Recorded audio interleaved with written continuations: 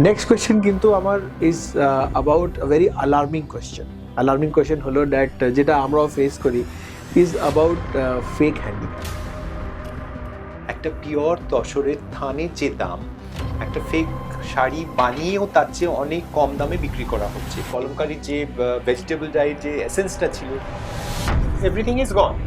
তো এটা তো ভীষণই রকমের একটা ভয়ের ব্যাপার। আমার নিজের যেটা মনে হয়, we have to counter attack. আমাদের যদি বাঁচতে হয়, আমাদের তো অ্যাটাক আর করতে এখানে হবে। সেই সাস্টেনেবিলিটিটা তো নেই। We have to speak. আমাদের এবারে মুখ খোলা উচিত, আমাদের লোককে ট্রেন করা উচিত, আমাদের মানুষের কাছে বলা উচিত what is vegetable die, what is heritage craft, what is vegetable we've. মানুষ বোঝেন না। বেসিক্যালি অনেকে যারা এগুলো কেনেন তারা অনেকে না বুঝে কিনে পড়েন। আপনার হিসাবে what are the myths and misconception that people, মানে লোকজনের একটা শাড়ি নিয়ে হয় না, যে শাড়িতে আরে আঁকা নিলে বা হয়তো কোনো একটা যেটা আমি অ্যাজ আ শাড়ি রিটেলার যেটা ফেস করি, দ্যাট রং কি করে মানে থাকবে। আর তো হোয়াট আর দ্য পিপল, মানে একটা কমন মিথস আর মিসকনসেপশনটা এমন কি আছে যেটা তুমি একটু ক্লিয়ার করতে। Concept should be very clear. মার্কেটে জিনিস দেখে কপি করে কিন্তু কোনো রকম ডিজাইন করা সম্ভব নয়। তোমার নিজের অরিজিনালিটি যেটা, তুমি যেটা Right. নিজে অরিজিনাল যেটা আছে Right. সেটাকে নিয়ে কাজ করো। টেকনিক্যাল জিনিসগুলো শেখো, ড্রয়িং করা, নিজে স্কেচ করা, কালার কম্বিনেশন তৈরি করা, সমস্ত জিনিসগুলো একটা প্যারামিটারগুলোকে সেট করে তারপরে ডিফারেন্ট টাইপ অফ যেগুলো আমাদের টেকনোলজির মধ্যে আসতে গেলে স্টেপ বাই স্টেপ কিভাবে আসতে হবে সেগুলোকে সেট করতে হবে। সো আমার আপনাদের কাছে একটাই অনুরোধ যে আপনারা ইন্ডিয়ান হেরিটেজ ক্রাফট অ্যান্ড উইভস পরুন, সুন্দর সুন্দর জামা কাপড় আপনাদের মতো করে পরুন। এরকম বলছি না যে আপনি ট্র্যাডিশনাল ওয়েতেই পরুন, কিন্তু আপনি কন্টেম্পোরারি ওয়েতে পরুন, but wear the original ones. Duplicate, synthetic এগুলো বর্জন করুন। লেবেল শান্তনু গোটাগোতা is there for last 38 years almost. মোটামুটি দু আড়াই বছর আগে আমি একসঙ্গে আমার যে পুত্র সম উপেনের সঙ্গে বসে আমরা একসময় আলোচনা করতে করতে হঠাৎ করে আমরা একসময় ডিসাইড করি যে আমরা কলকাতা নামা বলে একটা ব্র্যান্ড তৈরি করব। এবং কলকাতা নামা ব্র্যান্ডটা করার পেছনে হচ্ছে যে কলকাতা আমাকে এত কিছু দিয়েছে, so I wanted to give her back. ভারতবর্ষের বিভিন্ন প্রদেশের নানা রকম ক্রাফটকে আমি এক জায়গায় নিয়ে আসতে চাই। আমরা আরেকটা সারপ্রাইজ দেবো আপনাদের খুব শিগগিরই, সেটা হচ্ছে বেনারসের, যেটা বেনারসি এবং বাঙালি আপনি কোনোভাবেই আলাদা করতে পারেন না। বাঙালি সংস্কারের সঙ্গে বাঙালি বিয়ে, বাঙালিতে যে কোনো অনুষ্ঠানে বেনারসি ছাড়া চলে না। So we are coming with something with Banarasi combined with Kolkata craft, I mean batik, nakshikantha and combination of Benaras. আমি ইয়াং জেনারেশনের কাছে আমি আর্জি রাখবো যে আপনারা Indian heritage craft and weaves সম্বন্ধে একটু জানুন। যে কোনো জিনিস পড়ার আগে আপনারা কি পড়ছেন সেটা সম্বন্ধে একটু প্লিজ জানবেন, যে ইন্ডিয়ান হিস্ট্রিটা জানবেন, ভালো হ্যান্ডলুম পড়ুন। এবং আমার মনে হয় যে যে কোনো ট্র্যাডিশনাল ক্লথ আপনি যদি কন্টেম্পোরারি ওয়েতে পরেন সেটার চেয়ে ভালো কিছু হতে পারে না। সুতরাং ট্র্যাডিশনাল ডিজাইনস, ট্র্যাডিশনাল আর্টিজেন্সদের বাঁচিয়ে রাখতে গেলে আপনাদেরই কিন্তু আমাদের সঙ্গে আসতে হবে। বিকজ আমরা তো করব, কিন্তু আপনারা যদি আমাদের সঙ্গে না থাকেন তাহলে তো আমরা সার্ভাইভ করতে পারবো না। Together we will, we can and we will. Absolutely. নমস্কার and welcome to legacy of Bhojraj. আর আজকে আমরা কিন্তু ইউটিউবে চলে যাচ্ছি আমাদের পডকাস্ট নিয়ে।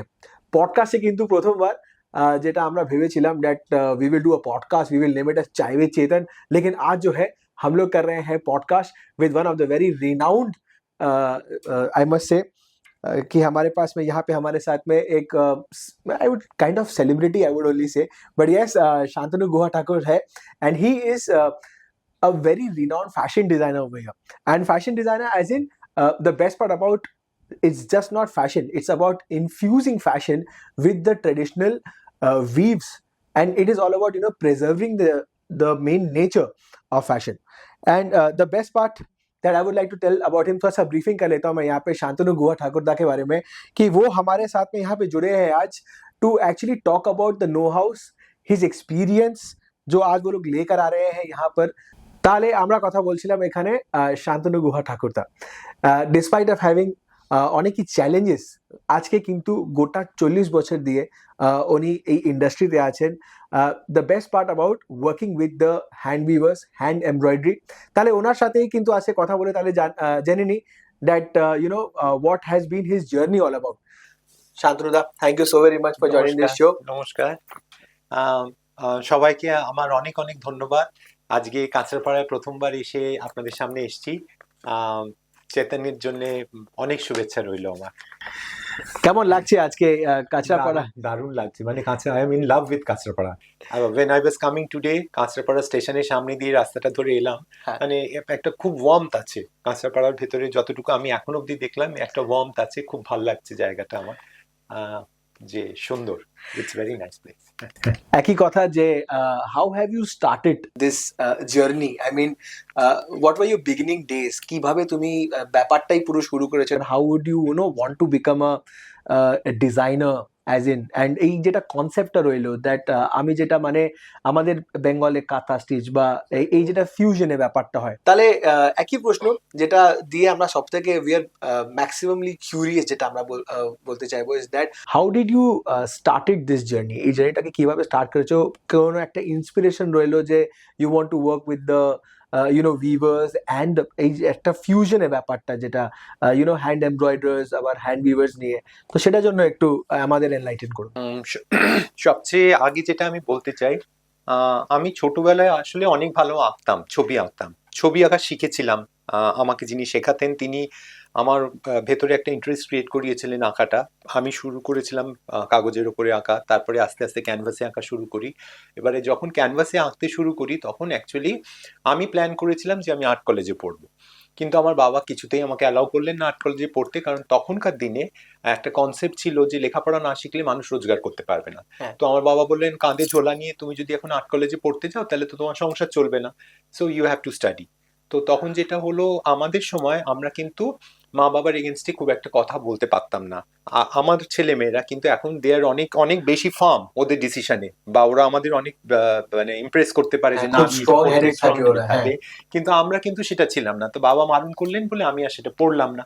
তো আমি তখন আমার লেখাপড়া করতে গেলাম, কলেজ জয়েন করলাম। তো আমার ভেতরে কিন্তু ওই আঁকার ব্যাপারটা রয়ে গেল। তো এরপরে যখন হলো in due course of time I got married.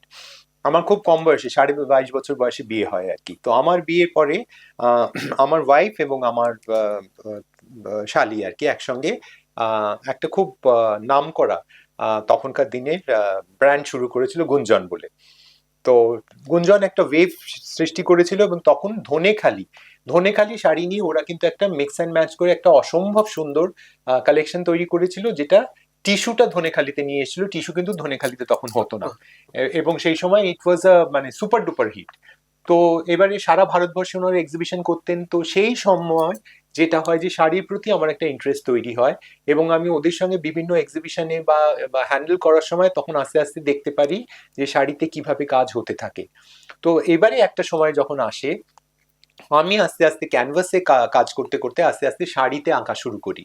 আমার মনে হয়েছিল যে শাড়িটাও কিন্তু মোরালেস একটা ক্যানভাসের মতোই। মানুষ যেমন ক্যানভাসে পেন্টিং করে, আমি শাড়িতেও যদি করি তাহলে সেটা ইকুয়ালি সুন্দর করে করা যেতে পারে। Right. So I started with cotton saris, pure Bengal handloom cotton Bengal saris, cotton. মেয়ার একদম সস্তার কিন্তু যে শাড়ি তাতে, এবং সেখানে ফেব্রিক দিয়ে আঁকাটা শুরু হয়েছিল। এবং in due course of time যখন দেখা গেল যে সেটা অ্যাপ্রিসিয়েটেড হলো বা মানুষ সেটাকে আস্তে আস্তে গ্রহণ করলেন, তখন যেটা হলো, তখন আস্তে আস্তে সিল্ক, তারপরে তসর, তারপরে অ্যাসিড পেন্টিং, তারপরে ব্লক, এরম ভাবে আস্তে আস্তে শুরু হলো। এবং আমি নিজে কোনোদিন ফ্যাশন ইনস্টিটিউট বা কোনো ডিজাইন ইনস্টিটিউট থেকে পড়াশুনো করিনি। আমি যতটুকু কাজ শিখেছি ততটুকু শিখেছি হাতে কলমে কাজ শিখেছি। আমি টেবিলে দাঁড়িয়ে প্রিন্টারদের সঙ্গে প্রিন্ট করেছি, সেখানে রং তারা কি করে তৈরি করেন, কি করে শাড়ি স্টিম হয়, কিভাবে এমব্রয়ডারি করে, কিভাবে মানুষ হাতে কাজ করেন, সেগুলো কিন্তু দেখে দেখে শিখেছি, এবং সেই জিনিসটা আস্তে আস্তে অ্যাডপ্ট করেছি। তাহলে আপনার হিসাবে what are the myths and misconception that people, মানে লোকজনের একটা শাড়ি নিয়ে হয় না যে শাড়িতে আরে আঁকা নিলে বা হয়তো কোনো একটা যেটা আমি অ্যাজ আ শাড়ি রিটেলার যেটা ফেস করি, দ্যাট রং কি করে মানে থাকবে, আর তো হোয়াট আর দ্য পিপল, মানে একটা কমন মিথস আর মিসকনসেপশনটা এমন কি আছে যেটা তুমি একটু ক্লিয়ার করতে, আর তোমাকে একটু তুমি বলে বলি, and I must say that আমার স্ক্রিপ্টে কিন্তু এখানে শান্তনু স্যার লেখা আছে, কিন্তু তোমাকে right, so I you are almost like my son, সুতরাং কোনো প্রশ্ন Right. নেই সেটা। So শান্তনু দা বলে and he always makes you very comfortable. Yeah. ये एक लेकिन একটা ব্যাপার আছে, এটা প্রথম আচ্ছা। দিন থেকে যখন ওনার সাথে আমার কথা হয়, so I was always been very warmly treated by him. So you know একটা ওই ব্যাপারটাই আসে না যে শান্তনু স্যার বলে বলবো, so শান্তনু দা বলে এই Absolutely, absolutely. ইন্টারভিউটা কিন্তু আগে আমি It's নিচ্ছি। my pleasure. Yeah. And so what are the myths and misconception that people have about designing sari or printing, painting on sarees and things like that? Misconception তো একটা আছেই, কারণ সবথেকে সমস্যা যেটা হচ্ছে যে মানুষ না জেনে অনেক কিছু করে ফেলছেন এখন আর কি। বা যদি proper colour combination, proper colour টেকনোলজিটা না জেনে করা যায়, যেমন ফেব্রিকও যদি প্রপারলি না করা যায়, শাড়িটা কিন্তু একবার ধুলেই রংটা নষ্ট হয়ে যেতে পারে, রংটা উঠে যেতে পারে। এবং সেই ক্ষেত্রে যেটা হবে যে আপনি যাকে শাড়িটা বিক্রি করলেন সেখানে you are getting a complaint যে হ্যাঁ জিনিসটা খারাপ হয়ে গেল। সো বিফোর, আমার যেটা মনে হয় যে কোনো জিনিস শুরু করার আগে সেখানে কালার, তার ভায়াবিলিটি এবং সেটা কিভাবে পার্মানেন্টলি থাকবে বা কিভাবে সেটা মানুষকে বিক্রি করলে মানুষ সেভাবে ওয়াশ করবেন, শাড়িটা রাখতে পারবেন, সেগুলো না জেনে আসাটা ঠিক হবে না। সো পিপল শুড আন্ডারস্ট্যান্ড যে কোনো কাজে, যেমন অ্যাসিড কালারও পেন্টিং বা প্রিন্টিং করার সময় যেটা হয়, প্রপার যদি রং ইউজ করা না হয় প্রপারলি এবং স্টিম যদি প্রপারলি না করা হয়, তাহলে Steam, right. অনেক সময় দেখা যায় যে শাড়ির রং, যাকে বলা হয় বাংলায় আমরা যাকে বলি পাকা রং, বা- পাকা রং যদি না হয়, অনেক সময় আমরা সবসময় কিন্তু বলি মানুষকে যে আপনি ড্রাই ক্লিন করবেন, কিন্তু দেখুন সবসময় সব শাড়ি কিন্তু ড্রাই ক্লিন করা সম্ভব করা যায় হয় না, কারণ Right. একটা ব্লক প্রিন্ট বা একটা তসর সামান্য সিল্কের শাড়ি, সেটা কিন্তু 350-400 টাকা দিয়ে সবসময় ড্রাই ক্লিন করা সম্ভব হয় না। Right. সো আমরা for the first time dry clean করে নিয়ে পরের গুলো যেটা হয়, আমরা যেটা বলি সফট ডিটারজেন্টে, মানে কম শাড়িটা ঘষাঘষি করে বা মেশিনে না দিয়ে, মেশিনে তো যাতে একদমই না দিতে, না হ্যাঁ। দিয়ে যেটা প্রপারলি কাঁচা হয়, হ্যাঁ। এবং সেই কালারটাকে যদি ঠিক মতো আনতে হয় তাহলে it should be properly steamed and the colour mixing and colour coordination should be there. ওখানে আমারও একটা কিন্তু ইনপুট আছে, যেটা আমি আমার বাবার কাছ থেকে শিখেছি। তো শাড়ি পিওর টাসার বা যা কোনো একটা পিওর ফ্যাব্রিক দিয়ে যদি আমরা কাজ করি, সো ইট ইজ লাইক আমাদের চুলের মতোই, so it's absolutely a cellulosic fibre. So ওটাকে যেরকম খুবই কমনলি আমার বাবা আমাকে বলতো that you should always advise your clients and your customers that if you want to manage that sari at home, if you just want to yet clean your sari from home, তাহলে সব থেকে সস্তা যেটাকে একটা বলা যায়, just একটা, বাবা খুবই একটা মানে একটা ভার্নাকুলার ওনার ছিল যে 1 টাকা ক্লিনিক শ্যাম্পু ইউজ করবে। সো ইউ ক্যান জাস্ট একটা হেয়ার শ্যাম্পু দিয়ে ইফ यू कैन आल्सो একদম clean your sari, so and उसका भी कैसा है, थोड़ा सा आपको पहले झाग बना लेना होगा, थोड़ा सा फेना बना के, उसके बाद জাস্ট आपको deep the sari, just deep the সারি, ডিপ এন্ড ড্রাই যাকে বলা যায়। তাহলে নেক্সট কোয়েশ্চেন হলো ফর দ্য বিগিনার্স মানে নাও ইউ আর হিয়ার, গোটা 40 ইয়ার্স দিয়ে ইন্ডাস্ট্রিতে আছো, এখন কাছাকাছি 40 ইয়ার্স তোমার হতে চলেছে। So and it's like I think very preliminary stage তুমি যখন ছিলে ইন দ্য ইন্ডাস্ট্রি, তখন অ্যাজ আ ফ্যাশন ডিজাইনার বলে আমার যেটা মনে আছে that there was no concept, there was no, এখন তো অনেকই এডুকেশন ইন্ডাস্ট্রির মধ্যে অনেক কিছু চলে এসছে। So and because of this now there is, একটা বলবো যে অনেকই ছেলেমেয়েরা have got the exposure to become a fashion designer, to aspire themselves as a fashion designer. সেই ক্ষেত্রে আমার কিন্তু একটা প্রশ্ন আছে, that how would you like to guide them, what is the kind of misconception that you would want, মানে ওদেরকে কিন্তু একটা চেঞ্জ করার জন্য বা ওদের একটা লার্নিং এর ব্যাপারে যদি তুমি একটু গাইড করতে পারো আমাদের। প্রথমেই আমি যেটা বলবো, যদি ফ্যাশন ডিজাইনার বা ফ্যাশন ডিজাইনিং নিয়ে কাজ করার ইচ্ছে থাকে, তাহলে first you have to decide যে তুমি প্রপারলি কাজটা করতে চাও কিনা। যদি তুমি মনে করো যে না, you are all okay, you are set, then প্রত্যেকটা প্রসেন কোনস এই ইন্ডাস্ট্রিতে আসতে গেলে বা ফ্যাব্রিক নিয়ে কাজ করতে গেলে, what are the different type of fabrics, exactly কি জনারে তুমি কাজ করতে চাইছো, কারণ একজন ডিজাইনার সবকিছু জনার নিয়ে কাজ করা সম্ভব হয়ে ওঠে না। কেউ Right. হয়তো শাড়িতে আসতে চায়, কেউ হয়তো কটনসে আসতে চায়, কেউ হয়তো সিল্কে আসতে চায়, কেউ হয়তো ড্রেসে আসতে চায়, কেউ হয়তো লেহেঙ্গা চোলি বানাতে চায়, কেউ হয়তো শার্টস বানাতে চায়, কেউ পাঞ্জাবি বানাতে চায়। তো এবারে জানতে হবে যে exactly what kind of attire he or she wants to do. wants to তো design. সেটা যখন হবে, তখন এবারে নেক্সট হচ্ছে তার concept should be very clear. মার্কেটের জিনিস দেখে কপি করে কিন্তু কোনো রকম ডিজাইন করা সম্ভব নয়। তোমার নিজের অরিজিনালিটি যেটা, তুমি যেটা Right. নিজে অরিজিনাল যেটা আছে, Right. সেটাকে নিয়ে কাজ করো।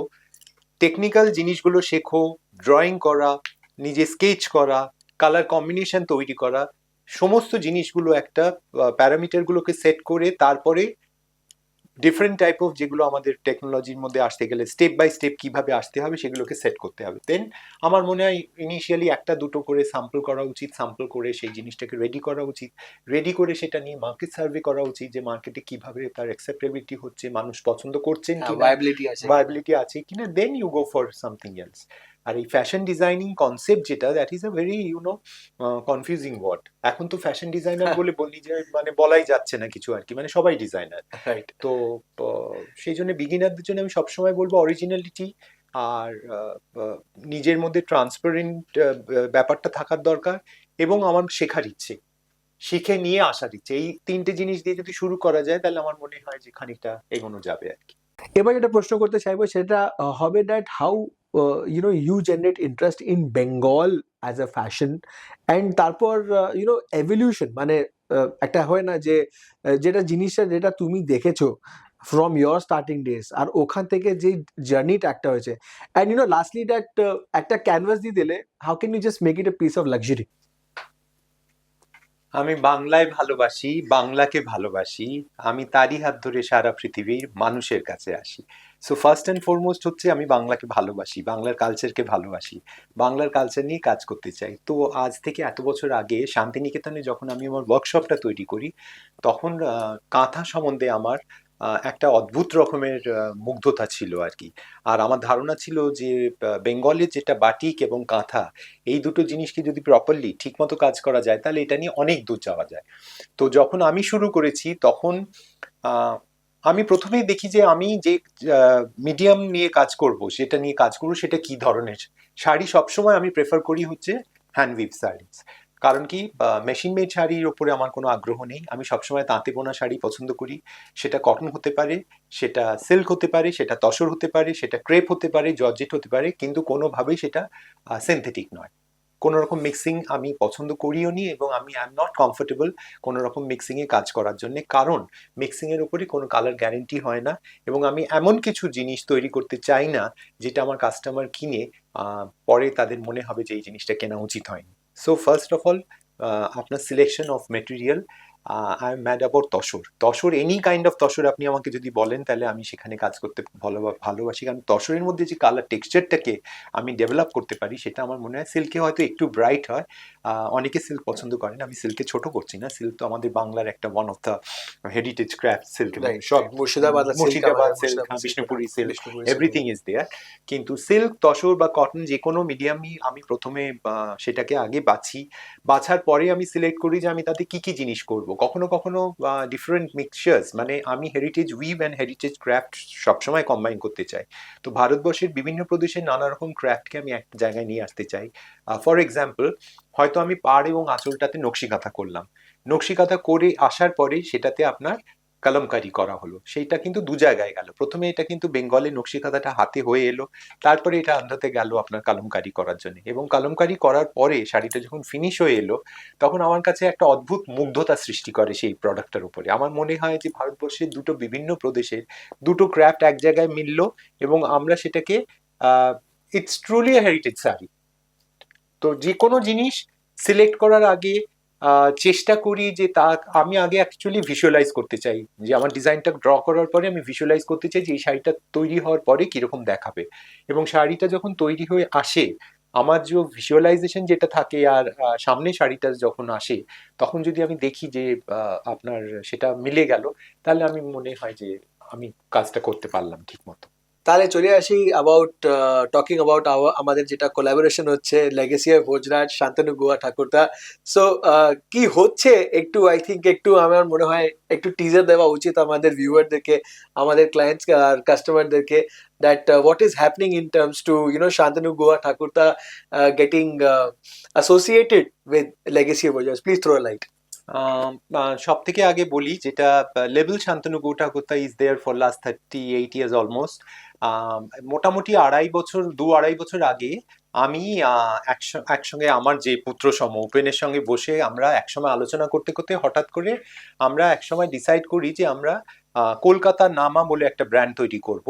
এবং কলকাতা নামা ব্র্যান্ডটা করার পেছনে হচ্ছে যে কলকাতা আমাকে এত কিছু দিয়েছে, so I wanted to give her back, যে কলকাতাকে আমি কিছু ফেরত দিতে চেয়েছিলাম। সো কলকাতা নামা is all about Kolkata craft, কলকাতার সৃষ্টি, কলকাতার কৃষ্টি, কলকাতার সমস্ত কিছু আমরা নিয়ে আসতে চাই একটা পোশাকের মধ্যে। সেটা ছেলেদের পাঞ্জাবি চাদর হতে পারে, সেটা মেয়েদের শাড়ি হতে পারে, দুপাট্টা হতে পারে, এবং জ্যাকেটস হতে পারে, এনিথিং। তো কলকাতা নামা আপাতত আমরা যেটা করছি লেগাসি অফ ভোজরাজের সঙ্গে, সেটা হচ্ছে পিওর সিল্ক এবং তসরের ওপরে কলকাতার ক্রাফট, সিটিস্কেপ অফ কলকাতা। তার সঙ্গে বাটিকে আমরা হ্যান্ড বাটিকে তৈরি করেছি, তার সঙ্গে আমরা কাঁথা মিক্স করেছি, কোনো কোনো সময় তার সঙ্গে কাটওয়ার্ক দিয়েছি, এবং this is all exclusively made for Bhojraj.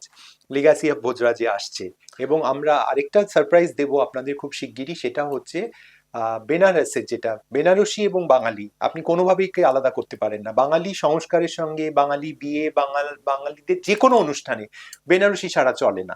So we are coming with something with Banarasi combined with Kolkata craft, I mean batik, nakshi kantha and combination of Banarasi. So just wait and watch. সেই কালেকশনটা খুব শিগগিরই লঞ্চ হচ্ছে, ভোজরাজে আসবে এবং কাঁচরাপাড়া এখানে শোরুমে আসবে, এবং আমরা আশা করি আপনাদের ভালো লাগবে। And we are looking forward for your suggestions, যাতে আমরা নিজেদের আরো ডেভেলপ করতে পারি, আরো সুন্দর করে।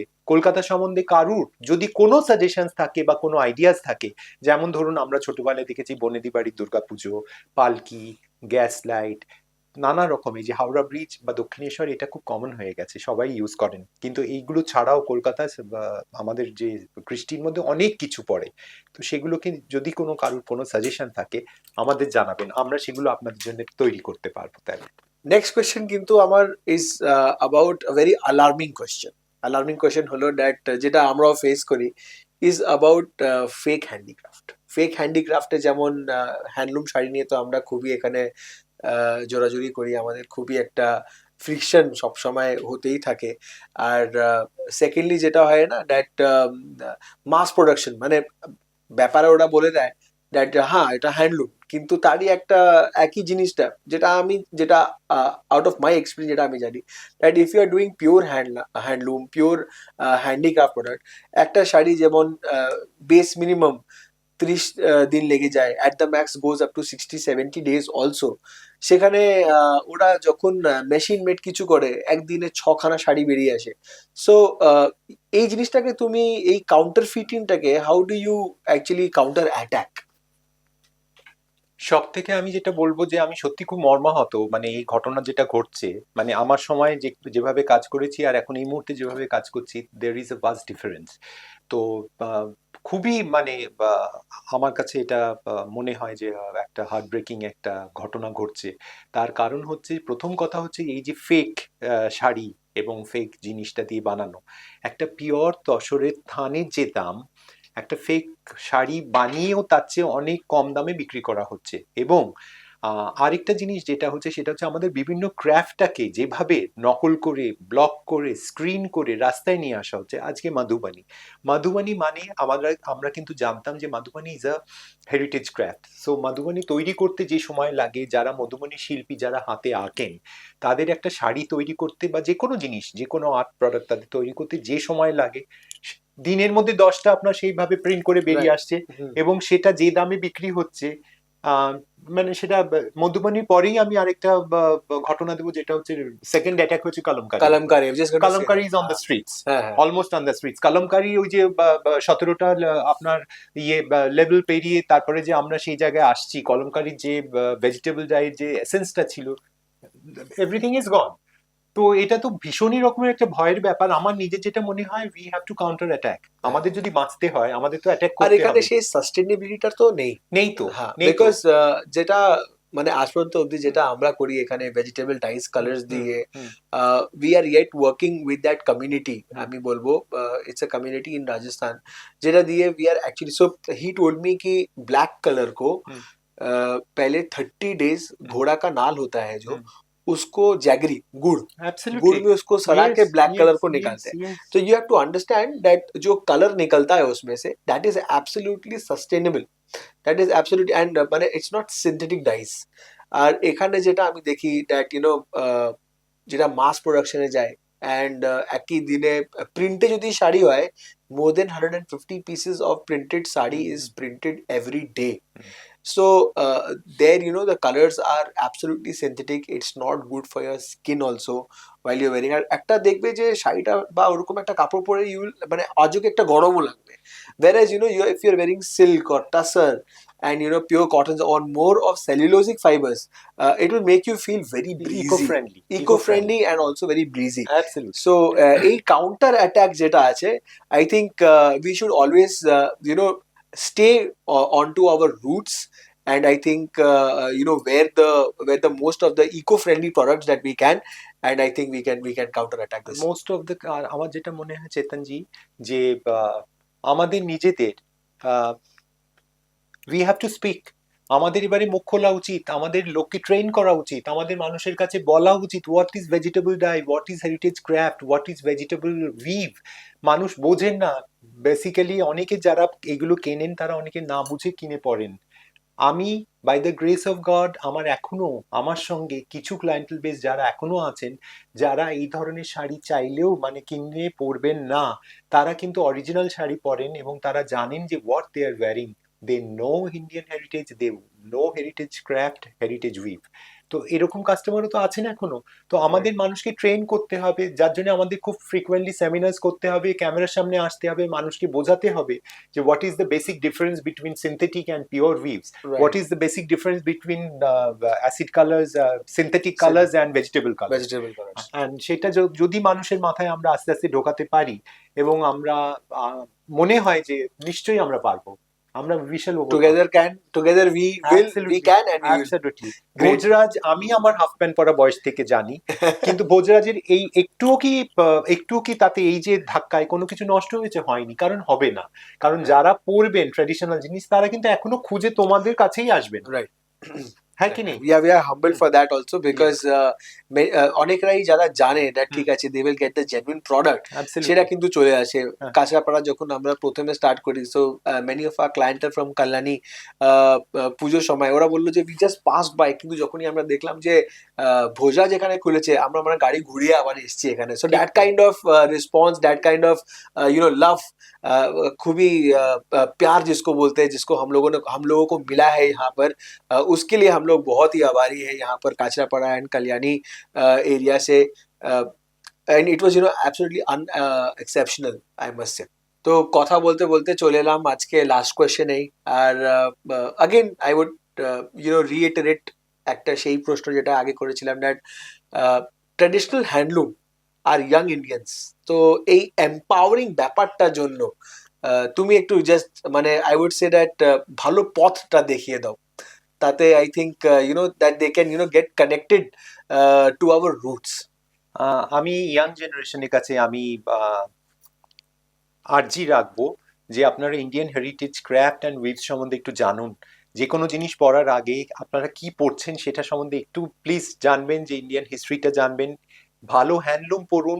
এবং আমার মনে হয় যে যে কোনো ট্র্যাডিশনাল ক্লথ আপনি যদি কন্টেম্পোরারি ওয়েতে পরেন, সেটার চেয়ে ভালো কিছু হতে পারে না।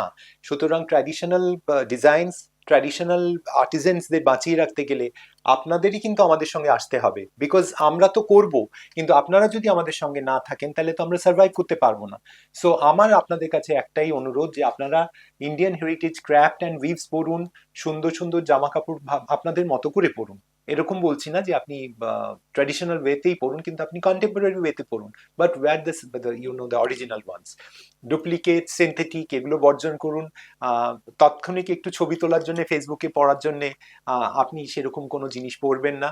তো আপনারা আপনাদের যে সাজেশনস, আপনাদের আইডিয়াস গুলো আমাদের জানান, আমরা আরো ভালো কাজ করে আপনাদের কাছে আসতে চাই, এবং আপনারা আমাদের সঙ্গে থাকুন। এবং আমি আশা করব যে আগামী ভবিষ্যৎ প্রজন্ম যদি সঙ্গে থাকেন, আমরা অনেক দূর যেতে পারবো।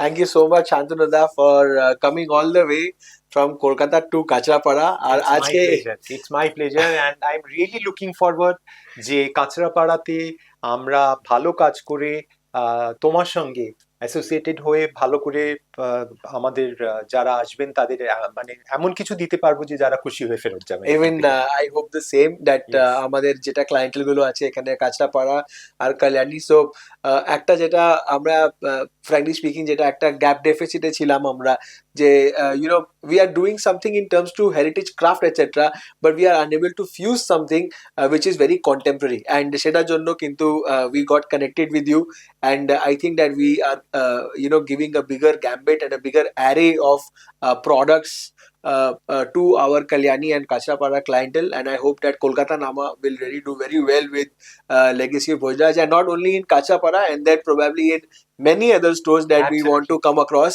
Absolutely, we are really looking forward for that. We are really looking forward. Thank you. Thank you so much. Thank you so very much এই ভিডিওটাকে কিন্তু লাস্টে অবধি দেখার জন্য। আর একটাই কিন্তু যে আমরা এবার চেষ্টাই থাকবো দ্যাট আমরা এই নতুন নতুন রকমের ভিডিওগুলো কিন্তু নিয়ে চলে আসতে থাকবো আমাদের।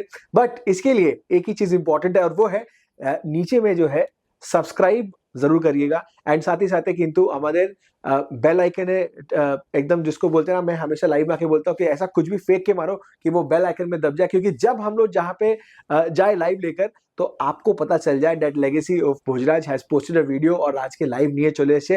তাহলে এবার আপনাদের আমি আজকে নেব লিভ, অ্যান্ড ইয়েস খুবই তাড়াতাড়ি খুবই শিগগিরই কিন্তু চলে আসবো আরেকটা ভিডিও নিয়ে। ততক্ষণ thank you so very much for this lovely time of years. Thank you, নমস্কার।